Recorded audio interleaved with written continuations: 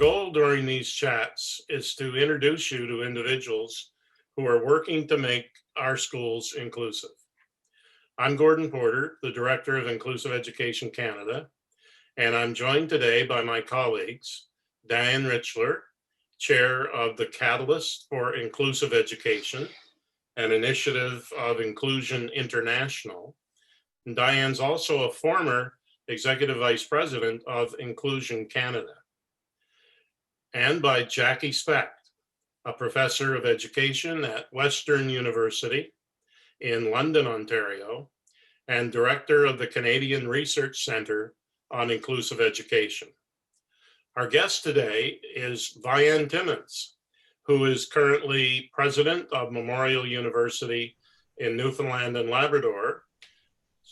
Coming from being President of the University of Regina, coming from being Vice President Academic or improvement of some kind, I think it was an academic focus at the University of Prince Edward Island. And we're happy to see you back in Atlantic Canada, Vianne. Welcome. I'm glad to be back, Gordon. As you know, I grew up in Labrador, so that's it's fun to come back. So tell us, why don't we start with, how did you happen to get inclusive education as one of the key focal points of your career as an academic? So when I was really young, I started to work volunteering. And at 16, I volunteered with people with disabilities. And then when my summer job and Christmas job while I was in university was working at an institution for children in Pictou, Nova Scotia, children with disabilities. And it was tough. It was tough times, tough work as a young girl, tough things to see, some things that were horrific. And yet I also saw such an amazing staff who did wonderful things. So that sparked my interest. And when I did my undergrad, I volunteered or did some work at the School for Deaf in Amherst and got interested in sign language, and it just cascaded. Then when I became a teacher, I taught children with unique learning needs. And what I found out is I could never learn enough. I would meet that child that was so unique, that was so interesting, and had I had to figure them out. I had to figure out how they thought, how they worked. And so I kept going back to university, trying to learn more and more and more and more about these amazing, unique children that I had the privilege of teaching. And before I knew it, I had my PhD in educational psychology, and I ended up moving into the university world, but kept inclusive education because working in an institution where children are housed and only the basics needs are met tells you that it's a wrong thing to do. And it was easy for me to see the importance of having people meaningfully included in our society and in our schools and in our communities. So I know, Vianne, that you also have the perspective as a parent. How has that impacted your work as a professional and a researcher? Well, I have 4 children, and my second oldest daughter has fetal alcohol syndrome. And I'll tell you, I think what it taught me is it was so humbling to raise a child that was very unique and had very challenging needs growing up. And so I thought I'd be the perfect mom. I thought I'd be the great mom. And what she taught me was I'm not the perfect mother. She taught me how hard parenting is. The other 3, had their moments of challenge, but nothing like working with her, Kelly, and learning about her challenges and trying to help her maneuver through a very difficult system that kept wanting to segregate and isolate her because no one knew how to work with her. So, she's living with me still in her early 40s. We're talking about getting her own place again, because we did try it and it didn't work. So, the parenting is forever. So I would say she's been my greatest teacher and continues to this day to teach me and teaches me humility all the time. What about, I'll kind of leave it over to my colleagues here, but One thing I'm curious about is as far as my recollection is, you've worked in education as a professor at St. FX in Nova Scotia, at UPEI, Regina, and now in Memorial. What's your perspective on what our universities are doing or not doing to prepare teachers to be in schools that are inclusive? So I've seen a big shift over the years in university education. You know, when we had special education programs in our universities, we did train people, educate people in a in more specialized work. Many of those programs over the years ended because we went to a more inclusive education model. But that doesn't mean, I think the intent was always good, but many of our teachers can graduate without really a lot of background in inclusive education and true how to manage and differentiate curriculum. So I think I saw a swing happen from a really well-established special education field and world in post-secondary and in research and in teaching to now it's really tricky in some universities to see that expertise.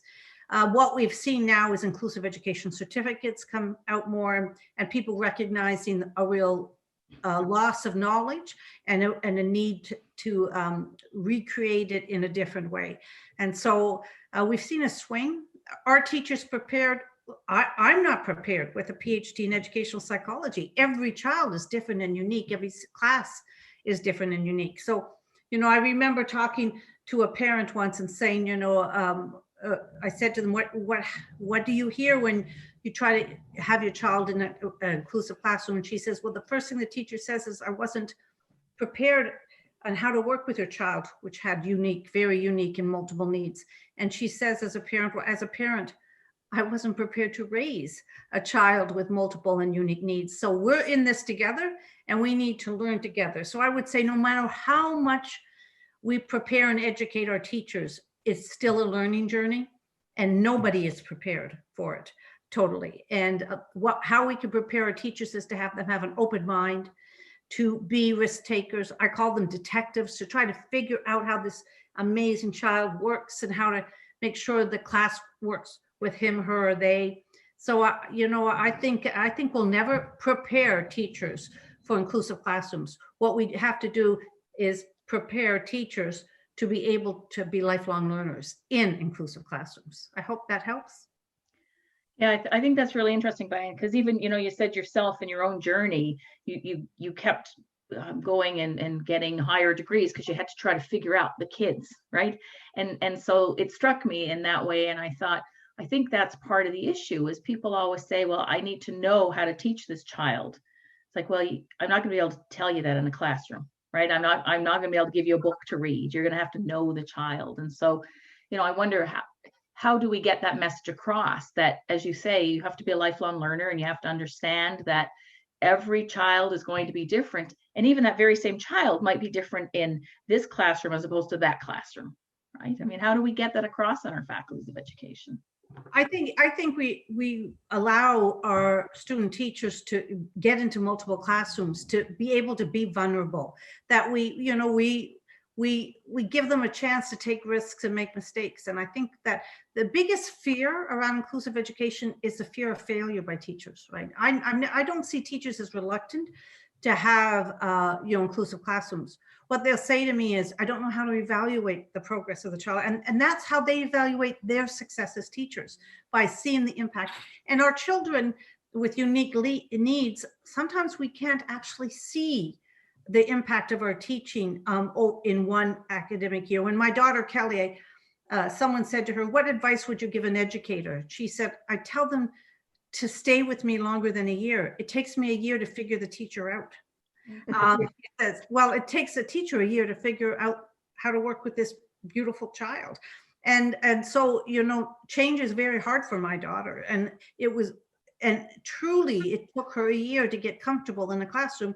And then she got a new teacher and new classmates.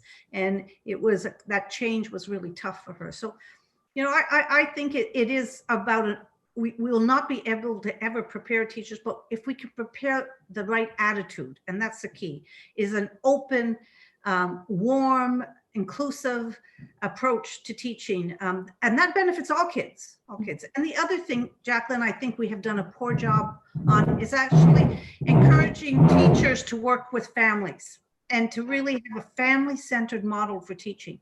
I remember family literacy is one of my areas, and I did a workshop with a group of teachers, and they said to me afterwards, "You're out there teaching parents how to work with us, and nobody is teaching us how to work with families meaningfully." That doesn't mean getting in that long line up on parent-teacher interview. It means, and that's a gift that working with a child with unique needs gives us, because you actually work with the family. You can't just work with the child.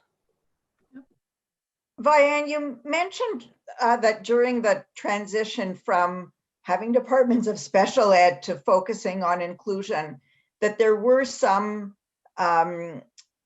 skills or some focus that was lost. I think maybe some unintended consequences of the shift. Can you talk about that a little bit? Like, what do we have to make sure that we retain?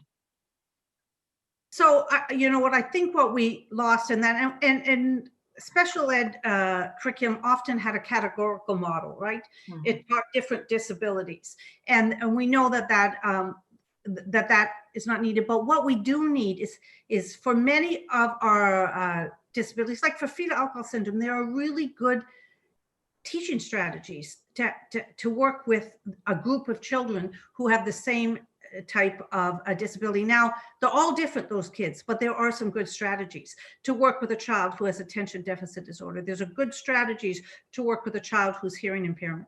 So when we did that categorical teaching, we also focused on strategies that work with different groups. And I think that's what we lost, right? I think we lost a lot of how to teach differentiated curriculum to people with these unique learning styles and needs. And, you know, so that's what, so I look at my daughter, Kelly. So she takes everything literally. So she has no ability to understand inference. So if I said to her, can you put your laundry away? She would take her laundry basket and put it in the closet, and it would make me crazy, because I'd have to say to her, Kelly, I need you to empty your laundry basket. And then I would find it emptied in the closet, but not put away. So I'd have to say, Kelly, I need you to hang up your shirts on hangers in your closet.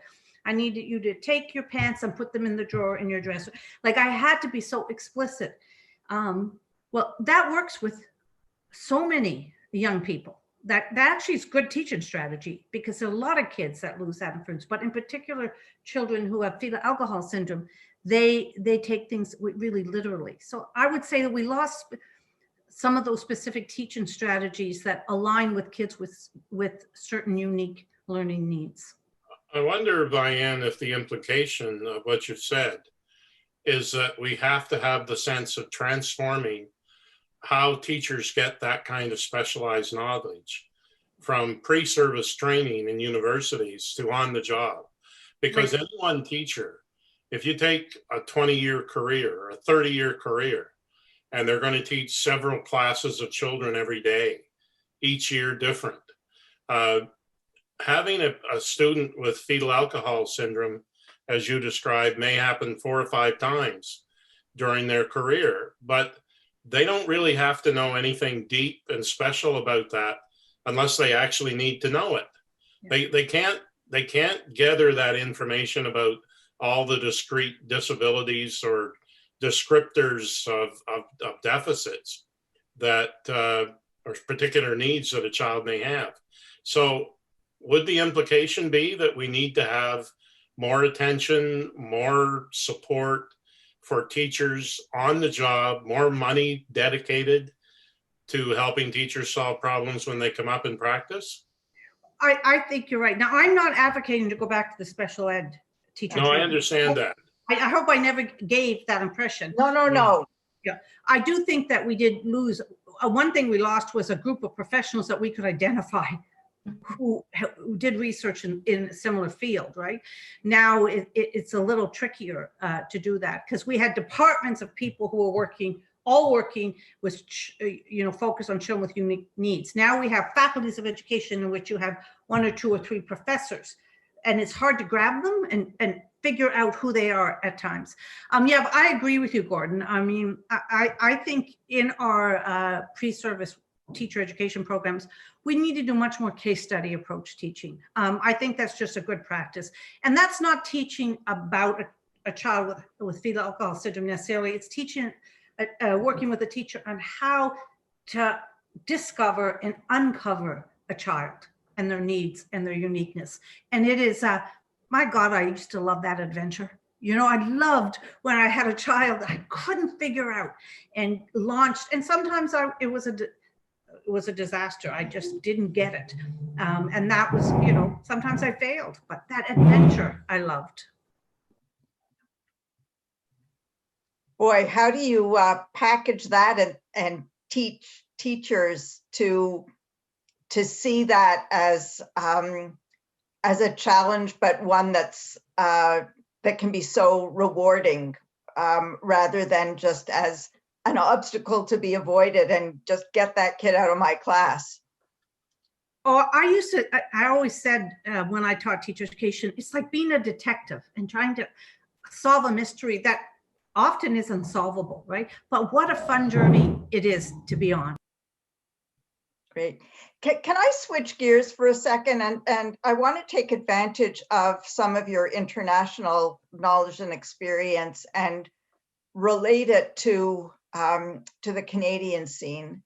One of the things that I've seen internationally is that where the theme of inclusive education really started from a perspective of disability and intellectual disability in particular, it was gradually taken over. The word inclusion and the concept of inclusion was claimed by others, whether it's gender, whether it's race, whether it's sexual orientation. And in those situations, the kids who were really the instigators, that is children with intellectual disabilities, often get left out and forgotten. What's your perspective on that in Canada? Is the conversation about inclusion still keeping children with intellectual disabilities as a priority, or are they now being left behind as inclusion becomes a focus of other groups? So it's a broader perspective, and I agree with you. I watched that happen, and with some dismay, by the way, because there's a hierarchy, right, in that whole thing, which is, we've got to talk about that. When we talk about that broad view of inclusion, that, often disabilities don't, when we talk about equity, diversity, and inclusion, I often have those conversations at universities now because it's a real focus. And I always have to bring up disability or abilities, differing abilities over and over again, because it's not even in the conversation. So I agree, Diana, that it has by them grabbing that term and running with it, it has put often our people with disabilities at disadvantage. We had a word, we had a movement that everyone understood, and then it became so broad that there are people that fell off the wayside, and that was often our young people with intellectual disabilities, right? Which often are the lowest on the hierarchy, even the hierarchy on disabilities. So how do we make sure that when school systems are talking inclusion, that they remember where this all started? Well, I think, we have to keep pushing it. It's almost like gender equity. I always say that in the 1990s, I thought we made it. I thought there was no more glass ceiling. I started a job where there was a woman premier in Prince Edward Island. I had a woman university president. I was the first woman dean of education. I thought we've made it. Like, we're there, women. And then I woke up in 2010 and saw that my daughter is going to face the same stuff I faced, and we stopped talking about it. We had stopped pushing the movement, and then it rose again, right? And the hashtag Me Too movement, but it rose again, and it now is part of our, our national conversation. The inclusion movement was so passionate in the 80s. It was, I mean, it was exciting times, right? We were seeing, you know, institutions close, segregated schools close. We saw transformation of, you know, so I remember teaching, my first classroom teaching was teaching junior high age kids in an elementary school in the basement by the boiler room in a little classroom with no windows. And we had a different arrival time, a different, you know, time to leave the school, so that the kids I taught never interacted with the elementary kids. So we saw all of that shift over the years. The 90s were also really exciting. And then you know, when the inclusion became broader, it almost like this movement that we were all part of started to have less momentum, right, in schools, and less momentum and energy. And I think it will come back. It has to come back. It has to come back from families advocating. It has to come back from reimagining teacher education.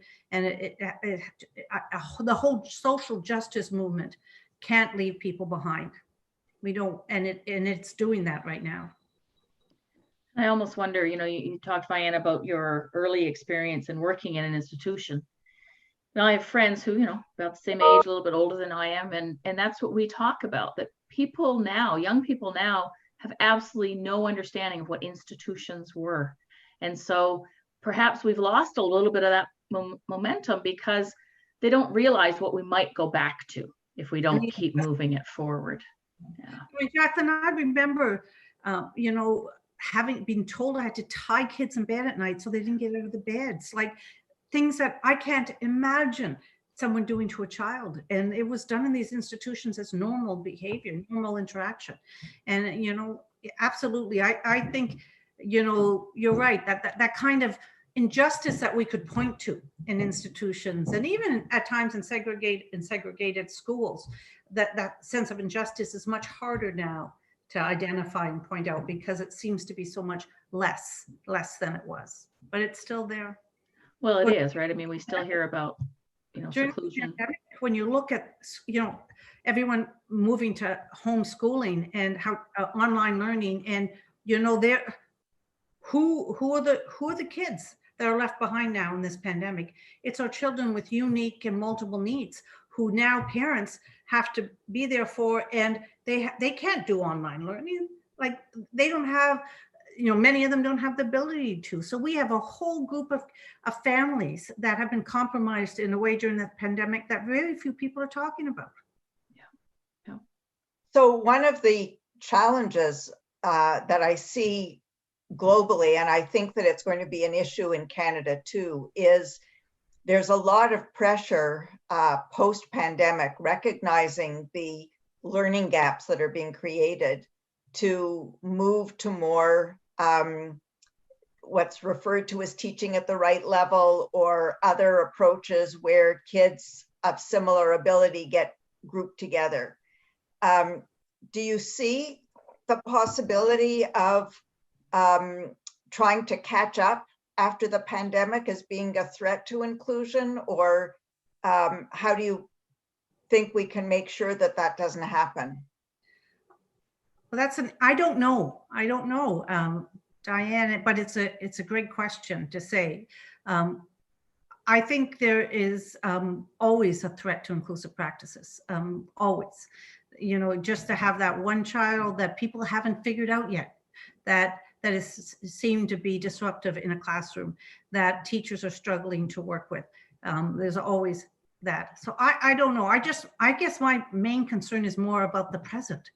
You know, the families and the situation that they're in, and how hard it is right now for so many. As I look forward to the future, I hope not. I hope that this isn't a threat to inclusion. So Vianne, you've been in a number of provinces and added to your international experience. Do you have any thoughts about how we can gauge the degree of success that a school district or a province is having in helping make their schools successfully inclusive? You know, you've been in Saskatchewan, you're in Newfoundland, Labrador. I think you know quite a bit about PEI still. You've certainly been immersed at times when you were in PEI in New Brunswick's business and the controversies that have centered around inclusion. How do we present to the public an accurate picture of how a province or a school district is doing? I'm going to move into the light here because I see it's really dark in the room I was in. When I was in Saskatchewan, I did this really fun research project looking at, I got schools, people to nominate inclusive schools. And then I went in and there was preschools, elementary schools, high schools, and workplaces. And then we went in to see, was there any commonalities among all of these sites that were identified, that we could identify in terms of best practices and inclusion.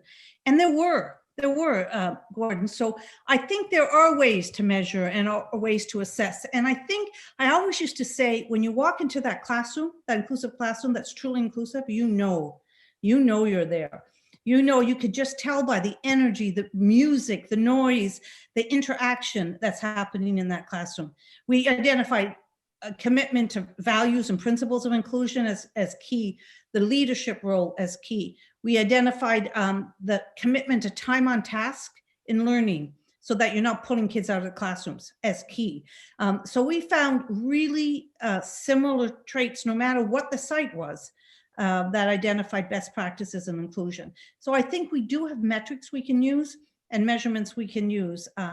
And one personnel change, a change in a principal can change a whole approach to inclusive education. And we recognize that as we did our work. So I do think you can measure it. I think we have to pay attention to it. I know a number of people in the current environment have raised the issue of children who are only allowed to go to school for an hour a day or a few hours a day. And on a national level, it seems to me we have no way of knowing what the parameters of that are, how much of it's happening.